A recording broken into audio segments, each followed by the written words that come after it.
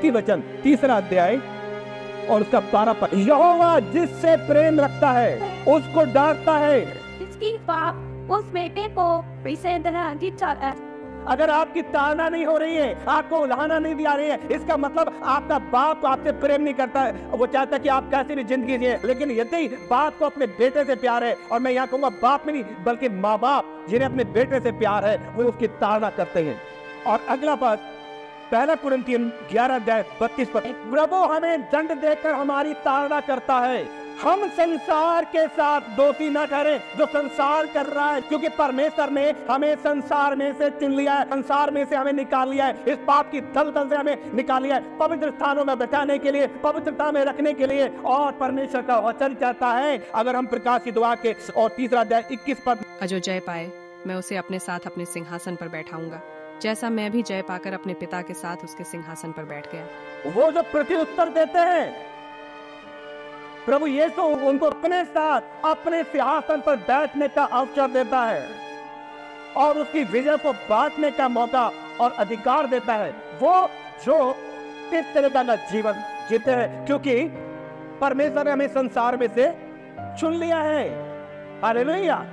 अपने आप को पहचानिए कि आपकी अगर ताड़ना नहीं हो रही है, आपको अगर उल्हाना नहीं, धन्य वे लोग जिनकी ताड़ना हो रही है, धन्य वे लोग जिनको परमेश्वर उल्हाना दे रहा है, जिन्हें परमेश्वर ताड़ना दे रहा है, जिनकी उल्हाना परमेश्वर कर रहा है, और वो अपने साथ बैठाने के लिए। आमीन। क्योंकि परमेश्वर का वचन कहता है, जो जय पाए मैं उसे अपने साथ अपने सिंहासन पर बैठाऊंगा। आमीन।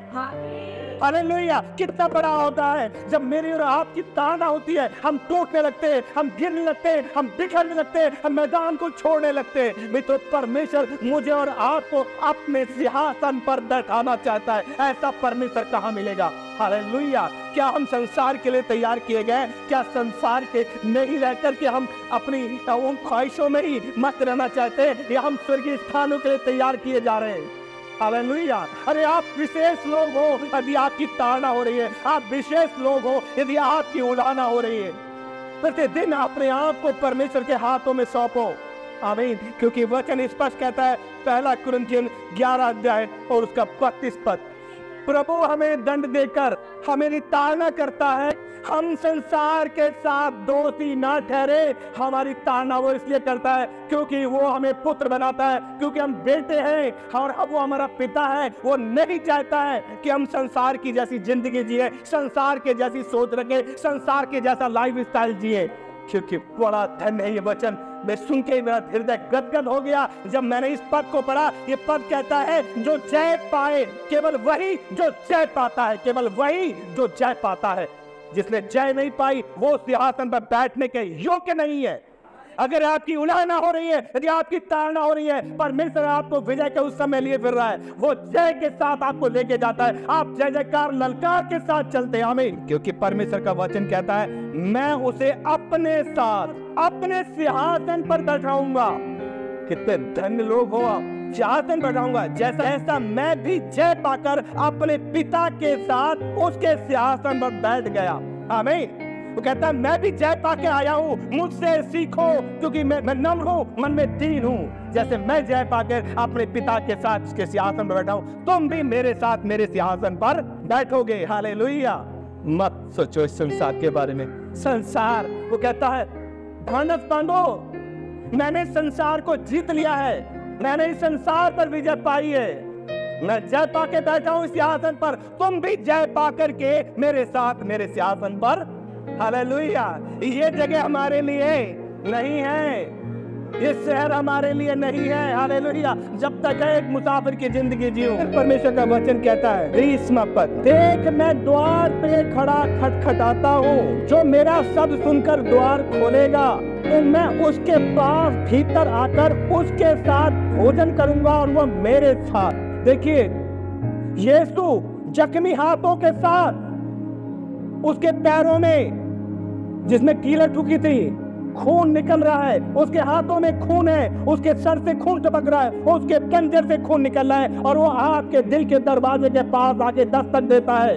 देख मैं द्वार पर खड़ा है, गेट पे खड़ा हुआ है, इस आशा में कि आप अब तो दरवाजा खोलेंगे, अब तो दरवाजा खोल देंगे। वो खड़ा हुआ है और यही नहीं, वचन कहता है खटखटा रहा है, कंटिन्यू वो खटखटा रहा है। क्या कि अब मेरा प्रिय अपना दिल के दरवाजे खोल लेगा। कितनी अजीब और अविश्वसनीय और दुख की बात है कि यीशु मसीह कलीसिया के बाहर खड़ा हुआ है, मेरे और आपके जीवन के बाहर खड़ा हुआ है।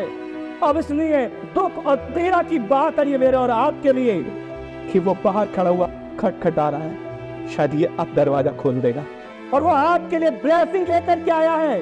उसके पास आपके लिए शुभ संदेश है, उसके पास आपके लिए आशीष है जो वो आपको देना चाहता है। खड़ा हुआ है, वो प्रतीक्षा कर रहा है कि आप अपने दिल के दरवाजे खोलेगा।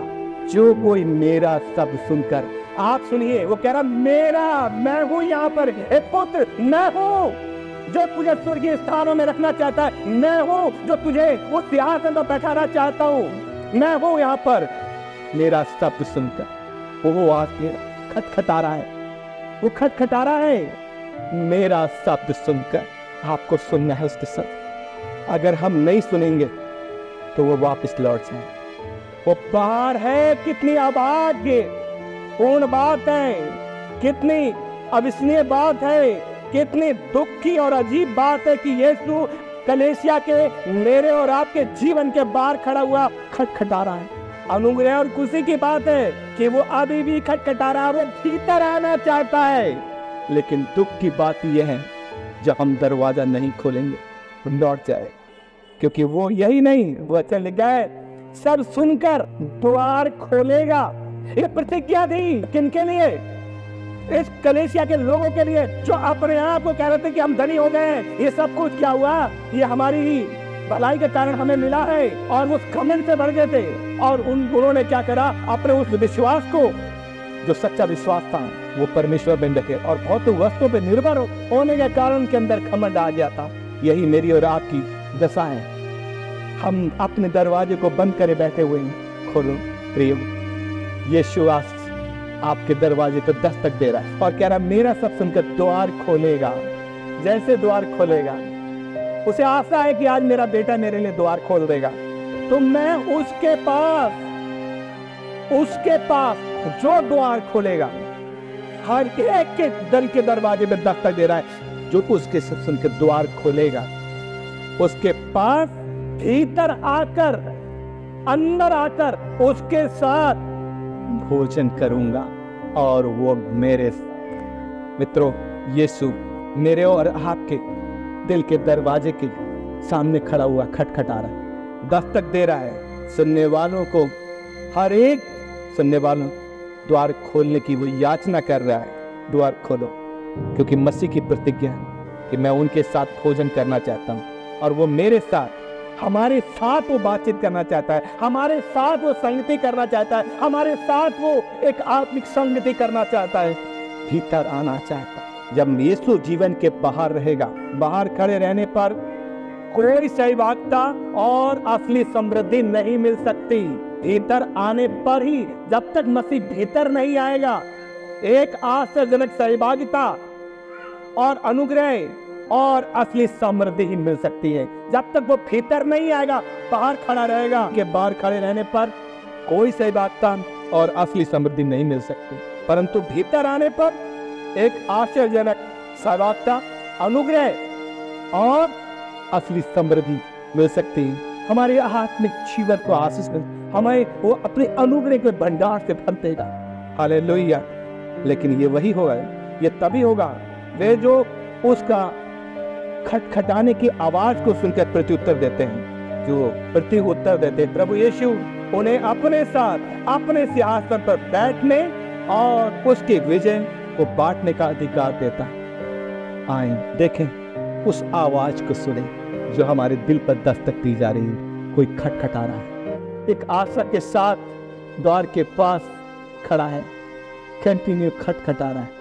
मेरा सब सुनेगा, द्वार खोलेगा, मैं उसके पास भीतर आकर उसके साथ भोजन करके, उसकी इच्छा है, ये उसकी प्रतिज्ञा है। क्या आप उसके साथ भोजन करना चाहते? क्या आप उसके साथ संगति करना चाहते? वो तो आपके साथ संगति करना। मित्रों, अगर आपने द्वार नहीं खोले, वो बहुत निराशा के साथ वापस लौट जाए। क्योंकि बहुतों के दरवाजे से वो लौट चुका है। क्या आप उसके साथ उसके सिंहासन पर बैठना चाहते हैं? तो आए आज अभी इसी समय अपने दिल के दरवाजे खोलते हैं। प्रभु आपको आशीष दे। जय मसीह।